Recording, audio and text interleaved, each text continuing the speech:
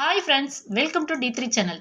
இன்றைக்கி வீட்டில் உள்ள ரெண்டே பொருளை வச்சு சூப்பரான அட் த சேம் டைம் ஹெல்த்தியான ஸ்நாக்ஸ் எப்படி பண்ணலான்னு பார்க்கலாங்க. இதுக்கு டைம் ரொம்ப செலவாகுது. ஜஸ்ட் ஒரு 10 மினிட்ஸ் இருந்தால் போதுங்க, அசத்தலாங்க. வாங்க எப்படி பண்ணலாங்கிறத நம்ம D3 சேனலில் பார்க்கலாம். ஸோ இப்போ நம்ம எள்ளை வறுத்து எடுக்கணுங்க. அந்த எள்ளு வறுக்கிறதுக்காக என்ன பண்ணுறோங்க, நல்லா ஒரு அடிகனமான கடாய் ஒன்று எடுத்துருக்கோங்க. நல்லா கடாய் சூடாயிடுச்சுங்க. சூடான பிறகு நம்ம எடுத்து வச்ச எள்ளை போட்டுடலாங்க. ஸோ எள்ளு நான் 4 பாக்கெட் யூஸ் பண்ணுறேங்க. ஒவ்வொரு பாக்கெட்டும் 50 கிராமுங்க. ஸோ டோட்டலாக 200 கிராம் எள்ளு எடுத்துருக்கேங்க. ஸோ எள்ளு கொஞ்சம் குவாலிட்டியாக வாங்கி யூஸ் பண்ணிக்கோங்க. இல்லைன்னா சம்டைம் அதில் கல் இருக்குங்க. ஸோ அதனால் கொஞ்சம் பார்த்து வாங்கி யூஸ் பண்ணிக்கோங்க.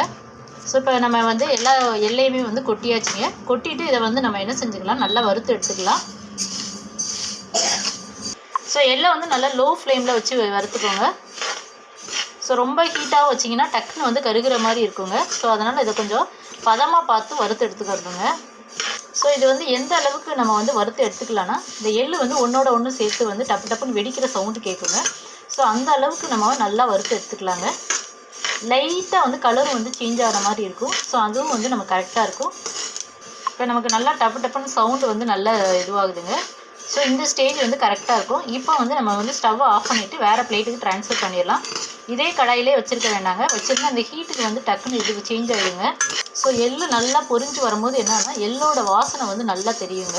ஸோ அதுவும் நீங்கள் பார்த்து கூட என்ன செஞ்சிடலான்னா ஆஃப் பண்ணிடலாம். ஸோ வறுத்த எள்ளை நம்ம ஆற வச்சு நல்லா ட்ரையாக உள்ள ஒரு மிக்ஸி ஜாரில் போட்டிருக்கோங்க. ஸோ இது நல்ல ஃப்ளேவராக இருக்கிறதுனால 2-3 ஏலக்காய் நான் எடுத்திருக்கேங்க. இந்த ஏலக்காய் தோல் ரிமூவ் பண்ணி அந்த விதையை மட்டும் நம்ம போட்டுடலாங்க. ஸோ எள்ளு உருண்டை நமக்கு எப்படி இருக்குன்னா நல்லா மணமாக இருக்கும். ஸோ அதுக்காக ஸோ எள்ளு கொட்டுறதுக்கு முன்னாடி மிக்ஸி ஜாரை நல்லா தண்ணி இல்லாமல் நல்லா தொடச்சிக்கோங்க. தொடச்சிட்டு லைட்டாக ஃபேன் காற்றுல காய வச்சுட்டு அதுக்கப்புறம் எள்ளை போட்டு இது பண்ணுங்கள். ஸோ இப்போ நம்ம தோலை ரிமூவ் பண்ணிவிட்டு ஏலக்காய் சீடை மட்டும் போட்டாச்சுங்க. இப்போ லைட்டாக ஒரு ஓட்டிட்டு வந்துடலாம். இப்போ இது மிக்சியில் நம்ம அடிச்சுட்டு வந்த அந்த பொடி பண்ண எள்ளை தாங்க இப்போ நம்ம பார்க்குறோம். ஸோ அரைச்சிட்டு வந்தோடனே அப்படியே வீடே மணக்குங்க. அந்த அளவுக்கு மணமாக இருக்கும். ஸோ இந்த எள்ளு உருண்டை பண்ணுறதுக்காக வெல்லம் நல்லா உருண்டை வெல்லமாக, அது பாகு வெல்லமாக எடுத்துக்கணும். அப்போ தாங்க நல்லா டேஸ்ட்டாக இருக்கும். ஸோ இந்த உருண்டை வெல்லத்தை ஸோ இந்த மாதிரி நல்லா உடச்சி தூள் பண்ணிக்கலாங்க. இப்போ நம்ம நல்லா உடச்சி வச்சதுங்க. சின்ன சின்ன பீஸாக நல்லா உடச்சி வச்சாச்சு, பொடி பண்ணி வச்சாச்சுங்க. இந்த வெல்லம் நான் 300 கிராம் எடுத்திருக்கேங்க.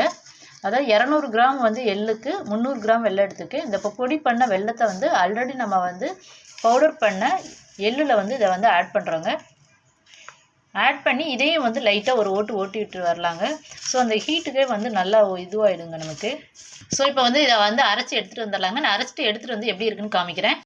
இப்போ வெல்லத்தையும் சேர்த்து நம்ம நல்லா அரைச்சி எடுத்துகிட்டு வந்தாச்சுங்க. அரைச்சிட்டு எடுத்துகிட்டு வந்தது தான் நான் வேறு பவுலுக்கு ட்ரான்ஸ்ஃபர் பண்ணியிருக்கேன். அதுதான் இப்போ நம்ம பார்க்குறது.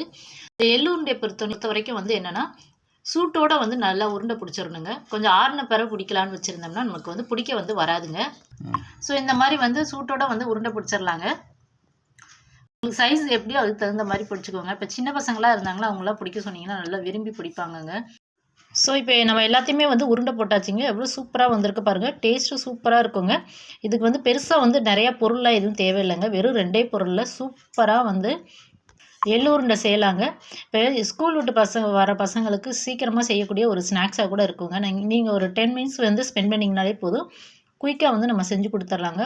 பசங்களுக்கு ஒரு ஹெல்த்தியான ஸ்நாக்ஸாகவும் இருக்குங்க. அதே மாதிரி ஸ்கூல் போகிற பசங்களுக்கு இப்போ டிஃபன் பாக்ஸில் கொடுத்து அனுப்புகிறதா இருந்தால் கூட இந்த மாதிரி செஞ்சு கொடுத்தீங்கன்னா நம்ம ஹெல்த்தியாக கொடுத்த ஒரு திருப்தியும் நமக்கு இருக்குங்க.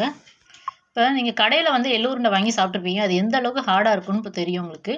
ஸோ இந்த மாதிரி எள்ளு உருண்டை செய்யும்போது எந்த அளவுக்கு சாஃப்டாக இருக்குன்னு இப்போ நீங்களே பாருங்கள். ஸோ எந்த அளவுக்கு சாஃப்டாக இருக்குன்னு பாருங்கள். அப்படியே நம்ம கை வச்சாலே உதிர்ற அளவுக்கு இருக்குங்க. ஸோ அந்த அளவுக்கு சாஃப்டாக இருக்குங்க. ஸோ இந்த வீடியோ உங்களுக்கு யூஸ்ஃபுல்லாக இருக்கும்னு நினைக்கிறேன். நாங்கள் போடுற வீடியோலாம் உங்களுக்கு பிடிச்சிருந்தா லைக் பண்ணுங்கள். உங்கள் ஃப்ரெண்ட் மறக்காமல் D3 சேனலை சப்ஸ்கிரைப் பண்ணி சப்போர்ட் பண்ணுங்கள். Thank you so much.